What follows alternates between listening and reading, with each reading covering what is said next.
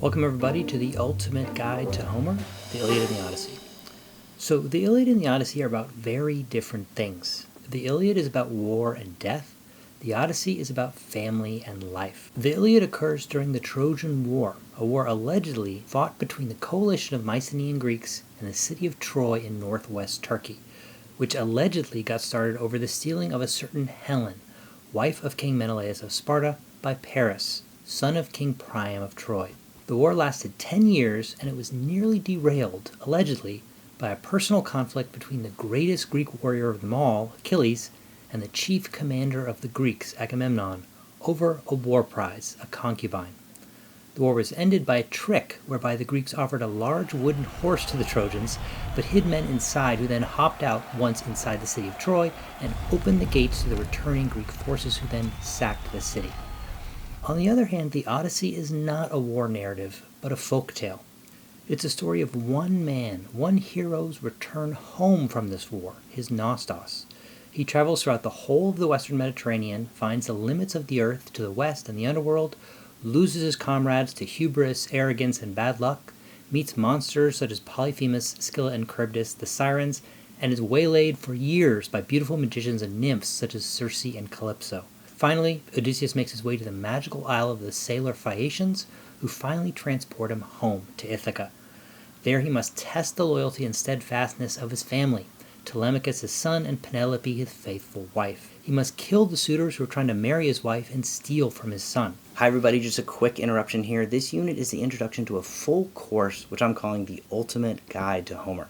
It's going to cover both the Iliad and the Odyssey in full, 14 units covering all 24 books of both poems, the characters and themes, as well as crucial background information on Homer and his world. You can watch the entire series on the Iliad right here, but if you want to go deeper and get a copy of my complete syllabus, that's all the assigned readings that we discuss, articles, book chapters, full books, both primary and secondary, completely everything will be available for download on my Patreon. It's linked below. Your support there is actually what makes this entire series possible at all. Okay, enough of this, back to Homer.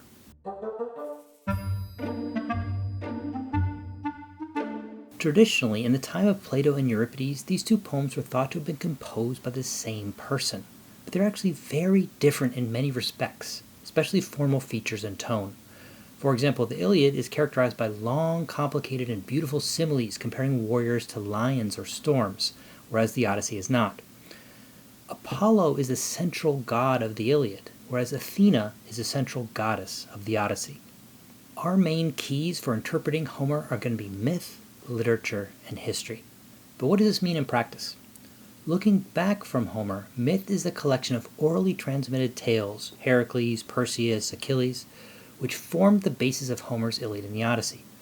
Looking forward from Homer, literature is the narrative of Achilles and Odysseus, which influences Western civilization to the present day. And facing both backwards and forwards is history. History is the crucial frame which allows us to connect the present day with myth, its transition to literature, and the place and time of the mythological poems themselves. The Iliad, and probably also the Odyssey, was composed around 750 BCE. Now this was a time that had only used the imported Phoenician alphabet for a few decades, and had not actually developed any textuality per se. Homer's name itself is mysterious.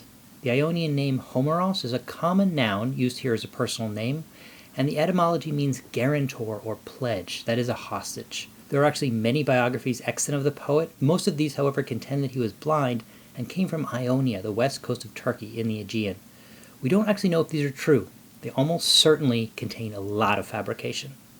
The works are written in a poetic meter called hexameter, and are divided up into 24 books or songs. The ancients called these rhapsodiae.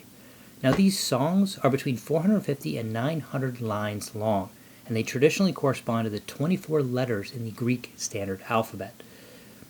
In Greek, these poems are called epos, which is where we get our word epic. Now the status of epic, epos, in early archaic Greece was paramount.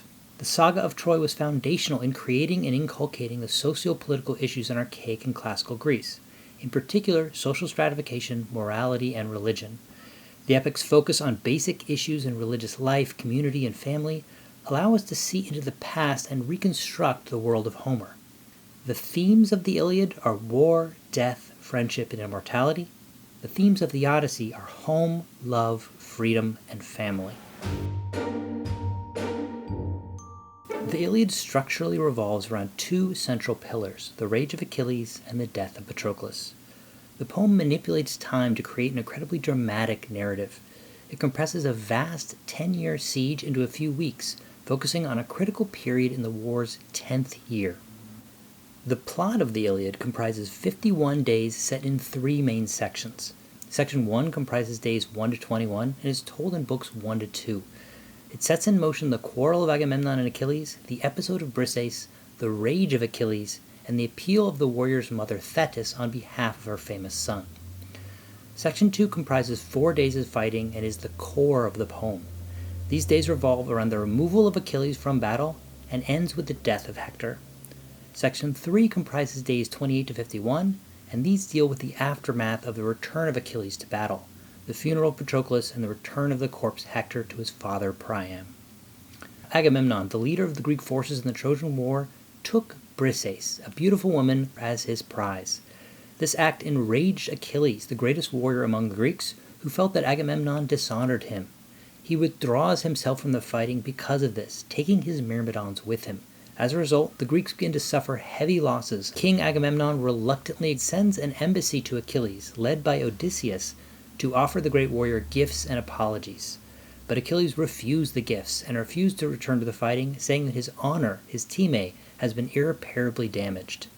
Patroclus, Achilles' best friend, is horrified by the continued deaths of his fellow Greeks and decides to take Achilles' place in battle. He dons Achilles' armor and leads the Myrmidons into battle. Patroclus is killed by Hector, the Trojan prince.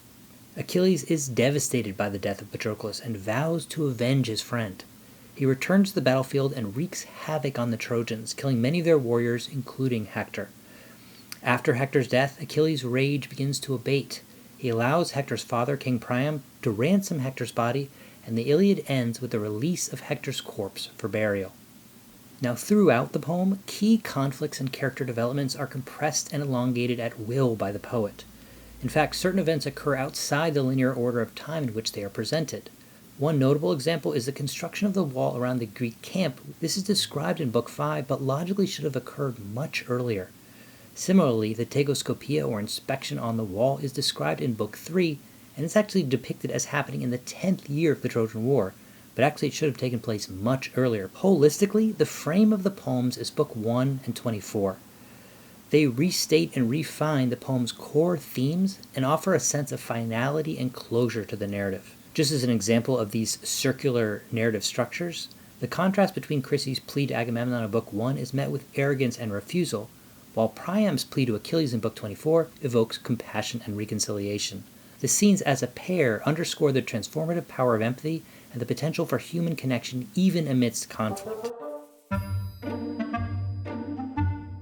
The Greeks, also known as the Achaeans, Danaans, and Argives, assembled for war under the leadership of Agamemnon, the king of Mycenae. While Agamemnon's position as leader was unchallenged, the Greek princes led their contingents independently and could withdraw at any time, as Achilles and the Myrmidons did. Agamemnon, the lord of men, Wanax Andron, greatest in prestige among the Greeks, although he was not the greatest warrior nor the wisest in council.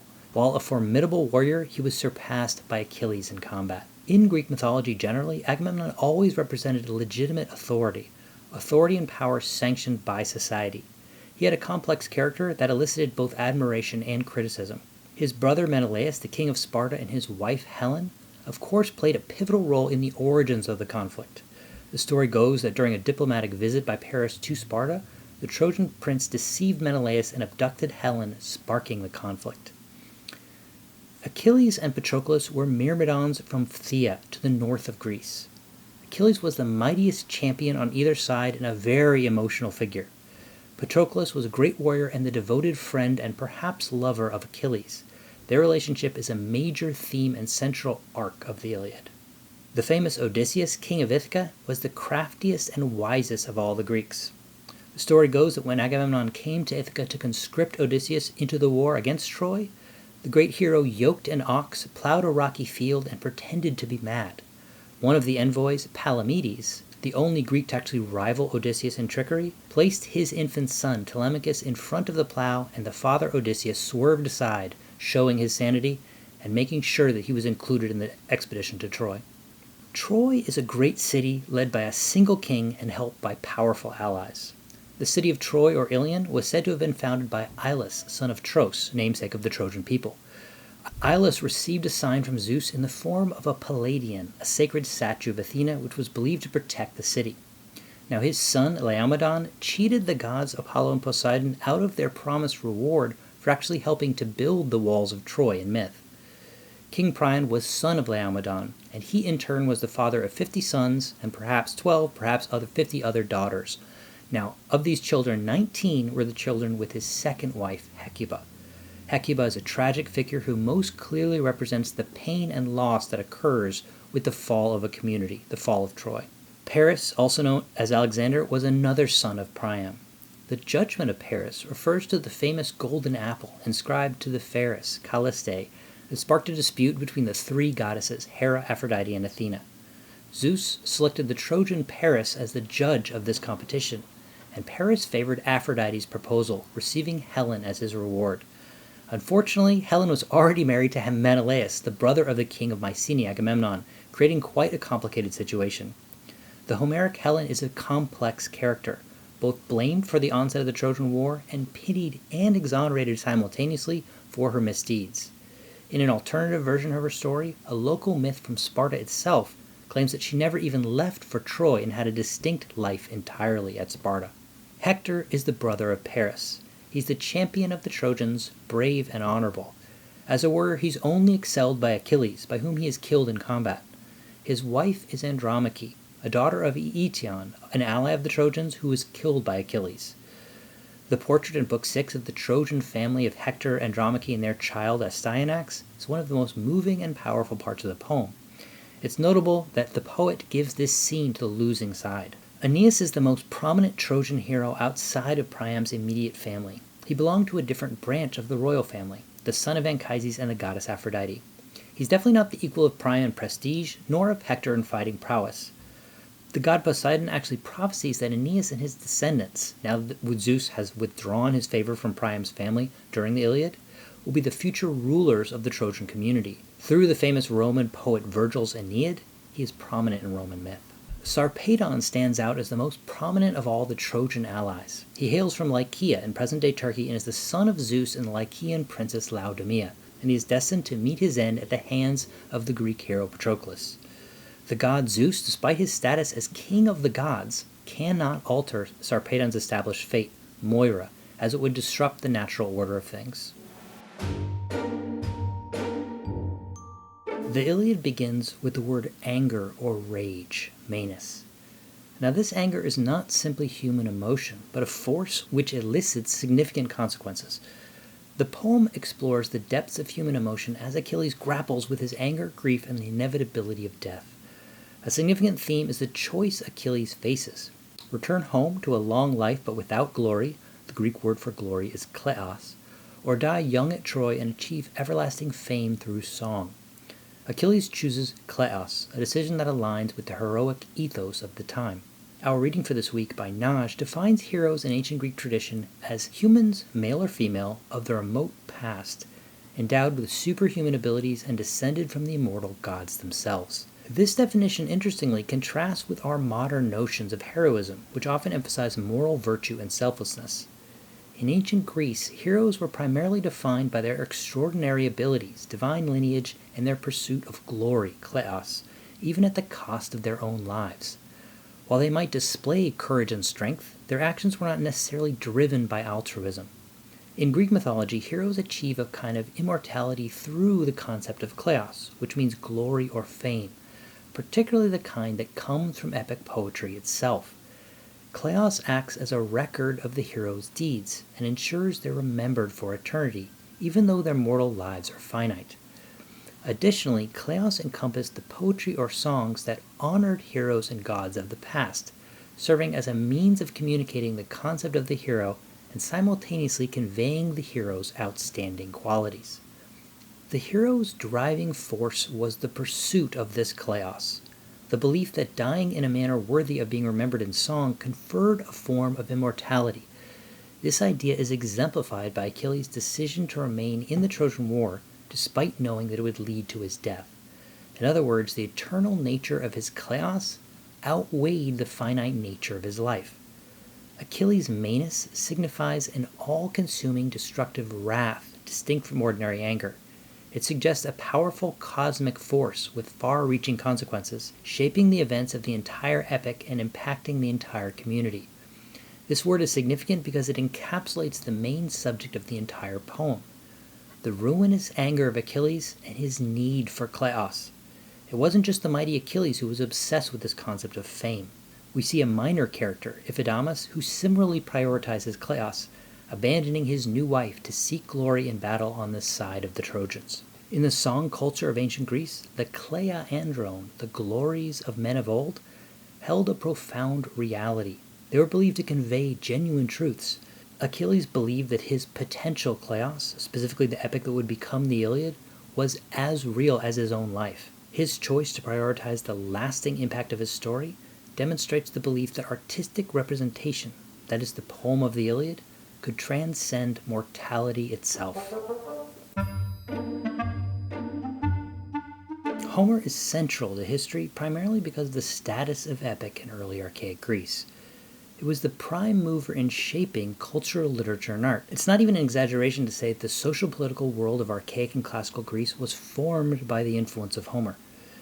In particular, epics focus on basic issues in religious life, community, and family, as well as Homer's characters and situations served as a model for the people of archaic and classical Greece. So what was the historical situation of the poems? Some background is definitely necessary for us. Let's start with three very important points which we'll come back to again and again in the discussion of Homer.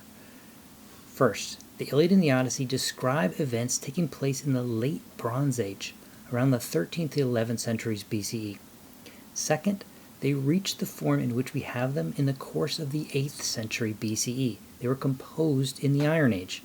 And third, they were oral compositions. According to modern historical narratives, the end of the Bronze Age was cataclysmic. All of the major Bronze Age civilizations around the Mediterranean sank into decline at once around 1200 BCE. Why did everything go to hell? Maybe it was earthquakes, drought, invaders, sea peoples. We just don't know. Whatever the case, there was widespread destruction around the Mediterranean. So from around 1000 BCE, large complex sites like Mycenae and Knossos go out of use and habitation, and there's a certain amount of serious economic decline. Of course, there were some sites with limited continuity in the 11th century, just after the Mycenaean fall, sites including Tiryns in the Argolid, Amyclae near Sparta, Carphi in Crete, Callipoti in Boeotia, and these were still populated to some small extent, but basically everything was flattened. These were the Greek Dark Ages. Nowadays, though, Iron Age or Sub-Mycenaean is actually preferred to the Dark Ages because the impulse is to let archaeology, rather than the absence of history, tell the story. There's a loss of certain types of technological skill, crafts, pottery, etc., and most notably, Linear B and Linear A disappear. The people of Greece are now a society without the written word. What's important for us is that it's in this era that Homer's poems begin to take shape. While it is certain that the Homeric poems were to a great extent determined by oral traditions, we don't actually know whether the Iliad and the Odyssey are the works of one poet or those of several poets. We also don't know if this poet or poets composed orally or in writing or in a combination of both. Was Homer just a guy with a quill and some papyrus, or was he a stand-in for a shadowy communal group of oral bards? Depending on how we choose to approach these questions, each then becomes a vector for even more complicated questions. For example, if the answer to the question of who wrote the poems, this is called the Homeric Question, is just a real guy named Homer, we can then simply slot the content of the poem into our familiar normative pattern of author and book. On the other hand, if our answer to the question of the identity of Homer is a collective term for members of a poets' guild, or the synonymous epitome of epic poetry in general, then a different, even more complicated subset of questions arise. Like when and how did these two epics become the integrated wholes that we know them today if they weren't written by an author? Maybe it was by a process of some sort of successive inclusions or crystallizations, additions to an existing core? How were those epics then conceived and read by an audience? Orally, in writing, or a combination of both? How were they then passed on? initially only orally and maybe only written down centuries later, or in a written form from the very beginning. You see, it gets complicated very quickly. The current state of the Homeric question can be summarized in the following widely accepted and incredibly dense paragraph, which contains this working hypothesis. Using contemporary, as well as much older linguistic stylistic elements from a tradition of oral improvisation of poetry in the form of set hexameters, which at his time was already at least 850 years old, about 800 BCE, and an individual singer by the name of Homer, whose talents far exceeded mere craftsmanship, created, with the aid of writing, which of course had been available from around 800 BCE, and which he used for the structuring of his poetic material, one, or presuming the author to be the same, two, thematically and structurally unified, individually formed and shaped compositions based on episodes from the old and popular tales of Troy and the Rage of Achilles and the Return of Odysseus. While both epics were conceived with the aid of script and written down immediately, they continued to be disseminated orally by rhapsodists until the complete textualization of Greek culture in the 5th century BCE. Thanks to the parallel transmission of written records as scripts for these performers, changes in wording and textual structure remained very limited, thus preserving the overall structure of the canonical Homeric texts. I gave you that very dense passage just to let you know these questions are inherently fascinating. But not only that, they also determined how we read the evidence in the Homeric poems. For example, if Homer was not an individual poet, but some sort of cipher or symbol for some sort of very murky process of oral composition, the evidence can't be fixed in time and presented in a cause and effect chain. That is, if Homer can't be dated, neither can his evidence for burial practices or economics or whatever. So how does an orally composed song become a book we can buy in Barnes & Noble? The process started, we think, with the figure of the singer himself. Now, among the personages portrayed in Homeric epic are professional singers. They were called aoidoi. The singular will be aoidos. In the poems, these were specialist performers whose songs were widely admired and who may be supported by a king or community. In the Odyssey, we have Phemius, a renowned singer in Odysseus' palace, and Demodocus, who performs among the Phaeacians in the king's hall and in the public meeting place. Odysseus' swineherd on Ithaca, his home, explains to us that singers, like healers, carpenters, and seers, are invited into communities because of the valuable services they provide. In return, singers could expect to receive gifts. Despite this discussion of singers in Homer, our actual evidence for the performance of Homeric texts in the classical period is not strictly oral. When life was transitioning from an oral to a written society in the 8th century BCE, when Homer was coming to the fore, the singers and bards such as Demodocus changed into figures called rhapsodes, who recited memorized texts of Homer. They did not sing or compose new compositions. Fundamentally, they were performers of the text of Homer. They recited, they did not sing, orally fixed texts. It's actually unclear and very interesting how fixed they were. For example, at the Great Panathenea at Athens, every 4 years, relays of these rhapsodes were organized to perform the entirety of the Iliad and the Odyssey, and there were prizes for the 3 best performers. We'll continue to the mystery of the Homeric question throughout this course. We have seen how in the opening book of the Iliad, characters are introduced, conflicts are established, and questions regarding human nature are raised. We know that these characters hold foundational importance for the culture and society of ancient Greece, from the concept of kleos to the nature of oral composition. In our readings, Powell introduces 3 distinct but interconnected approaches to studying the Iliad, which can help us organize how we think about the poems: the philologist's Homer, the historian's Homer, and the reader's Homer. The philologist focuses on the text itself, things like the Homeric question, analyzing its language, structure, and textual history. The historian uses the poem as a source of information about the past, extracting details about social customs, warfare, and religious beliefs. The reader engages with the Iliad primarily as a literary work, appreciating its narrative, characters, and themes. We've exemplified these 3 reading approaches throughout this discussion today. For example, the philologist might analyze the formulaic language used to describe Achilles' anger, menace, or the recurring epithets attached to characters like swift-footed Achilles and wide-ruling Agamemnon and their connection to the oral tradition. The historian, on the other hand, might examine the power dynamics between Achilles and Agamemnon, reflecting the hierarchical structure of Mycenaean society and the importance of honor and gift-giving. The reader, meanwhile, is drawn into the emotional intensity of the quarrel, emphasizing with Achilles' sense of injustice and Agamemnon's stubborn pride. Book 1 also introduces a theme we'll be dealing with for this entire course. It showcases the complex relationship between the historical setting of the Trojan War and the values of Homer's own era, whatever they might be. The poem depicts a world of warrior kings where honor, bravery, and martial prowess are highly prized. This reflects the Mycenaean context, with its emphasis on hierarchical social structures and the importance of military strength.